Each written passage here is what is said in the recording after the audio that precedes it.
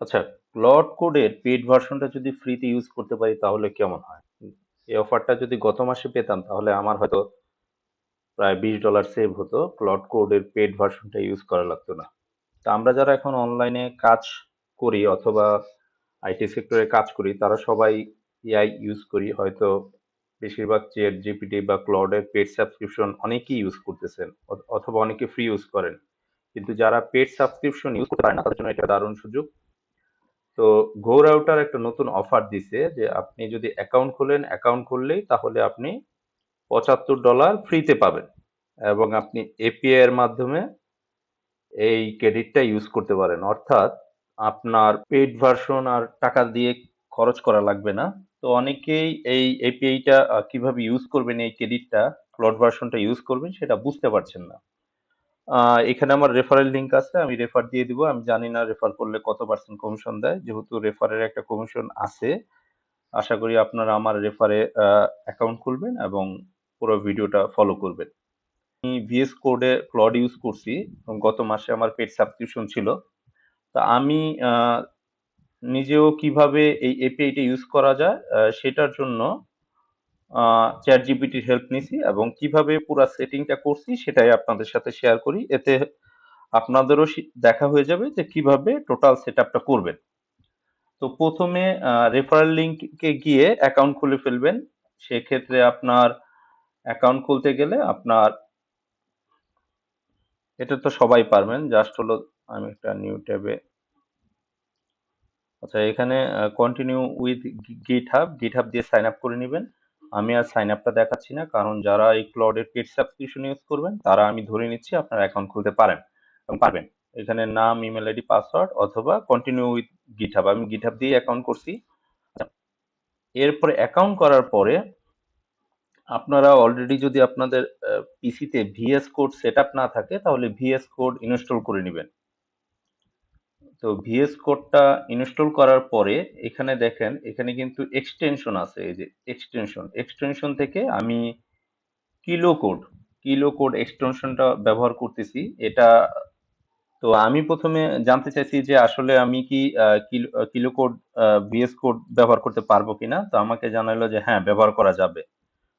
তো এর জন্য আমাকে আসলে অনেকগুলো জনপ্রিয় প্ল্যাটফর্ম আছে এক্সটেনশন, কোডিং এজেন্ট, যে, তা আমি বললাম যে আমি অলরেডি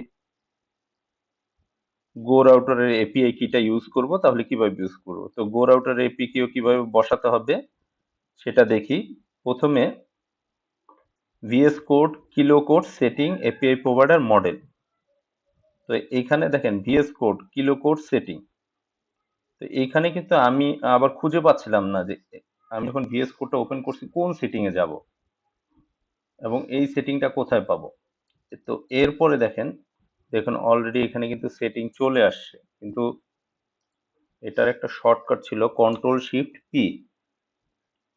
শিফট পি দেওয়ার পরে দেখেন এই যে কিলো কোড সেটিং। তাহলে কমান্ডটা কি দিলাম, control shift P, Kilo Code setting এ ক্লিক করলে এবার কিলো কোড সেটিংটা চলে আসছে।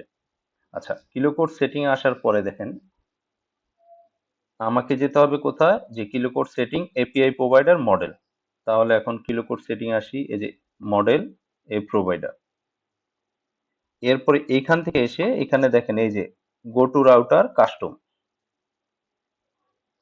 এখানে আপনি নিচে আসলে, একদম নিচে আসলে যে কাস্টম প্রোভাইডার দেখতে পারবেন। তারপর কাস্টম প্রোভাইডার ক্লিক করতে হবে। কাস্টম প্রোভাইডার ক্লিক করলেই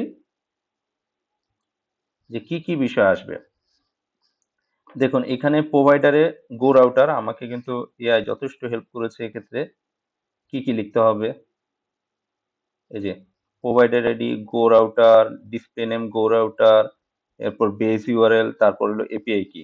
তো আমি সেটা প্র্যাকটিক্যালি দেখাই। গো রাউটার, তারপর open AI compatible, base URL এবং এপিআই কি। এপিআই কিটা কোন এপিআই কি, আমরা যে এই যে গো রাউটার থেকে যে ফ্রি এপিআই কিটা পাইছি সেই এপিআই কিটা এখানে বসাবো। এরপরে দেখুন এখানে অটোমেটিক 5টা মডেল চলে আসবে। মডেলগুলোর নাম, চার ক্লডের যে 4টা মডেল দিয়ে সাবমিট দিবেন, সাবমিট দিলে ওকে। তাহলে আমি দেখি, এরপর দিলাম মডেল এইখানে এই যে 4টা মডেল আসছে, সেটিং থেকে এপিআই কি দিলাম, এই যে 5টা যে মডেল নেম, সেই মডেল নেমগুলো এই চার এই 4টা মূলত ফ্রি দেয়। তারপর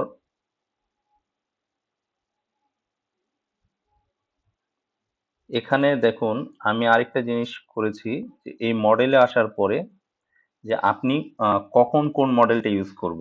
তো এটা এক্ষেত্রেও আমি এআই এর হেল্প নিছি, যে ডিফল্ট মডেলে ক্লড ওপাস 5, স্মল মডেলে Opus 4.8, Opus 5 thinking, sub agent model, এভাবে কোন মডেলে কোনটা ইউজ করব সেভাবে সেট করে সেভ দিছে বাস, ওকে। এরপর এখানে ওটা সিলেক্ট করে নিছি, এখানে অটোমেটিক চলে আসবে। তো এই হলো সেটিং, সহজ। এখন দেখেন আমি ক্লড ওপাস 5 ইউজ করতেছি, অলরেডি আমার একটা প্রজেক্টের কাজ চলতেছে দেখতে পাচ্ছেন। তো আশা করি আপনারা খুব সুন্দরভাবে ইনস্টল করে ব্যবহার করতে পারবেন। ধন্যবাদ।